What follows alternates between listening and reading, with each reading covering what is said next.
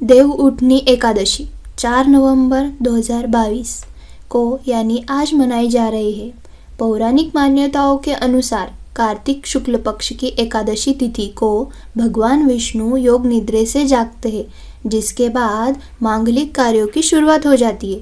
वही भगवान विष्णु को योग निद्रे से जागने के बाद तुलसी विवाह संपन्न कराया जाता है।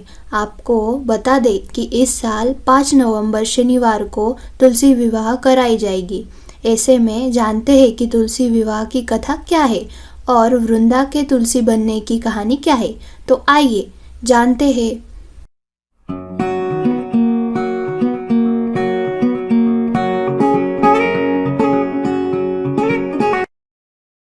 पौराणिक ग्रंथों के मुताबिक जालंधर नाम का एक राक्षस देवी देवताओं को अपने आतंक से तबाह कर रहा था।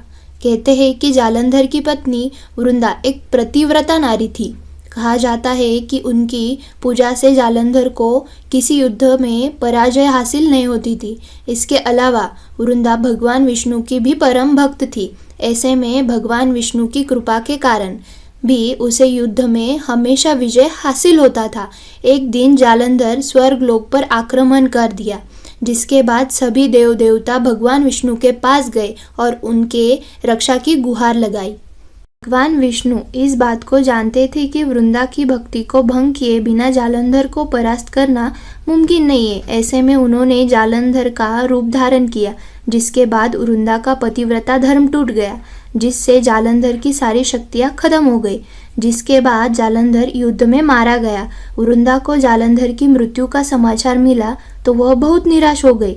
बाद में वृंदा को जब उसके साथ किए गए छल का पता चला तो व्रत क्रोधित होकर भगवान विष्णु को श्राप दे दिया। वृंदा का पतिव्रता व्रत भंग होने की वजह से उसने भगवान श्री हरि को श्राप दिया, जिस तक आपने छल से मुझे वियोग का कष्ट दिया है, उसी तरह आपकी पत्नी का भी छल से हरण होगा। साथ ही आप पत्थर के हो जाएंगे और उस पत्थर को लोग शालिग्राम के रूप में कहते हैं कि वृंदा के श्राप की वजह से भगवान विष्णु दशरथ के पुत्र श्री राम के रूप में जन्म लिया।